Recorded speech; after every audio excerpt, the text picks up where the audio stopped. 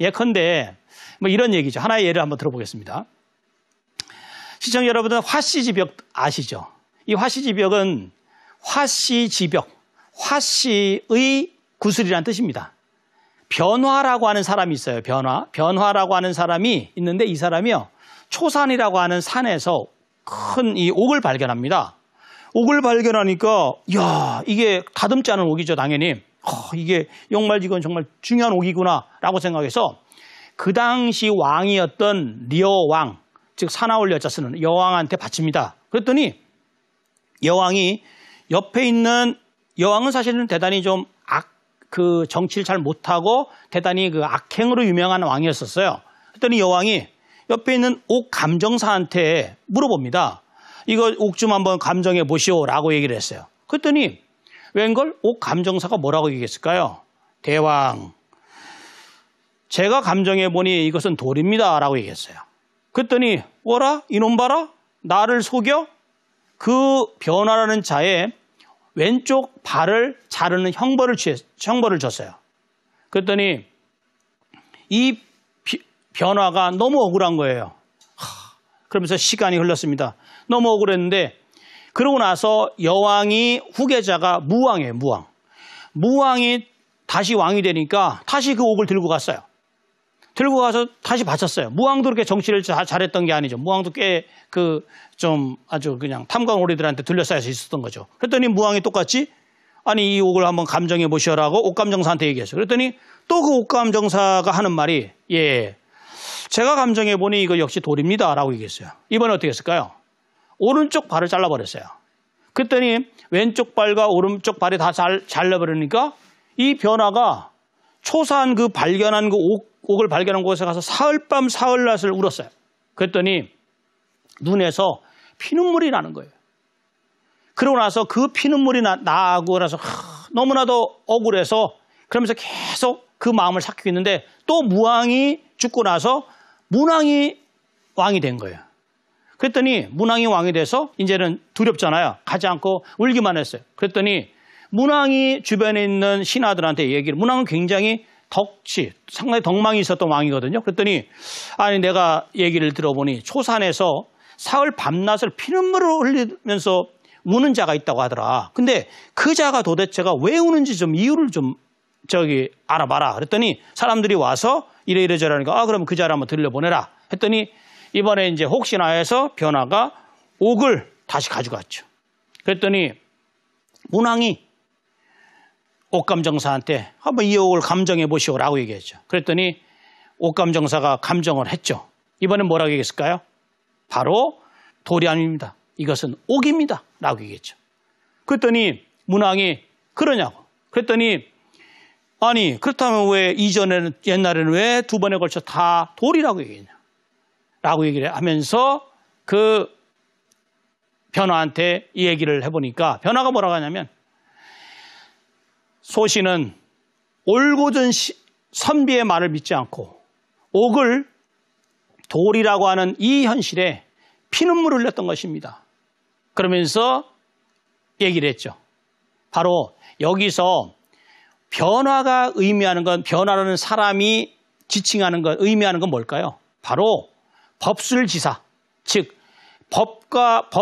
법도를 지키고 이 수를 갖고 있는 그 올곧은 선비라 하더라도 군주가 제대로 알아볼 수 없는 것. 그 다음에 또 하나의 문제는 왕은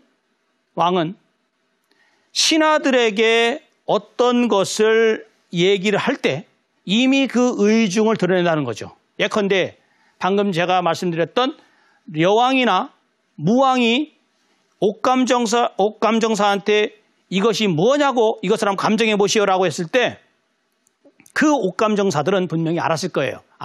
우리 대왕께서 이것은 옥이 아니고 돌이라고 감정하길 바라는구나라고 하는 의중을 신하들은 살핀다는 거죠.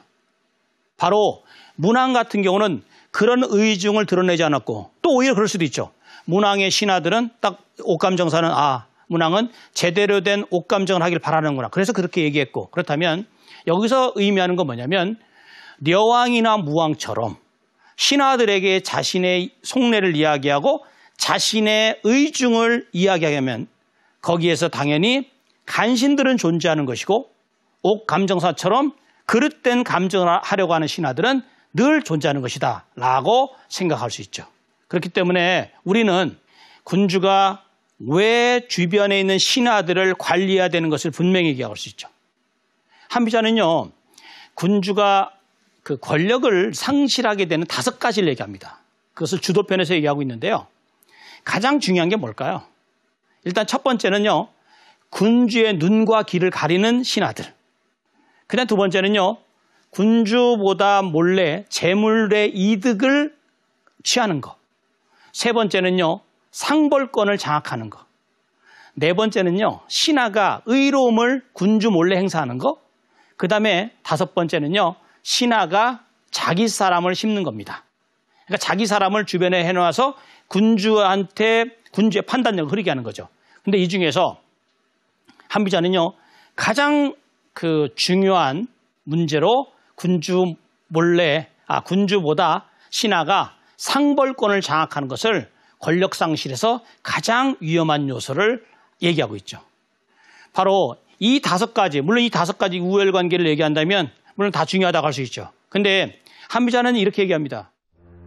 신하가 군주를 가리면 군주는 그 지위를 잃게 되고, 신하가 재물의 이득을 통제하면 군주는 은덕을 베풀 수 없게 되며, 신하가 마음대로 명령을 내리면 군주는 국정의 통제력을 잃게 되고, 신하가 자기 사람을 심으면 군주는 자신을 편들 무리를 잃을 것이다.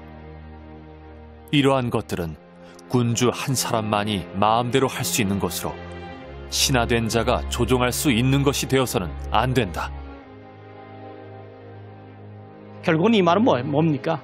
한비자는요, 군주는 군주로서, 신하는 신하의 본분, 그것을 지킬 수 있도록, 그 다음에 군주는 자신의 권한, 권력, 그것을 함부로 신하에게 이양함으로써 신하가 그것을 행사할 수 있는 여지를, 싹을 다 잘라내야만 나라가 안정되고, 바로 한비자가 얘기하는 법치, 법술세, 즉 군주의 법치를 할 수 있고 군주가 자신의 리더십을 발휘하는데 큰 문제가 없다, 이렇게 생각할 수 있는 거죠. 그래서 우리가 한비자는요, 이런 얘기도 해요. 뭐냐면 왜? 신하가 군주한테 늘 하는 말이 있잖아요. 충성을 맹세합니다. 불충, 육아에서도 그런 얘기 많이 하잖아요. 충성하지 않으면 안 되니까 하극상 용서 못하죠. 근데 한비자는요, 3가지를 얘기합니다. 겁박하는 신하가 3부류가 있다.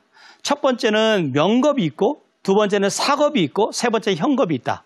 즉 명겁이라는 것은 명분에 의한 겁박입니다.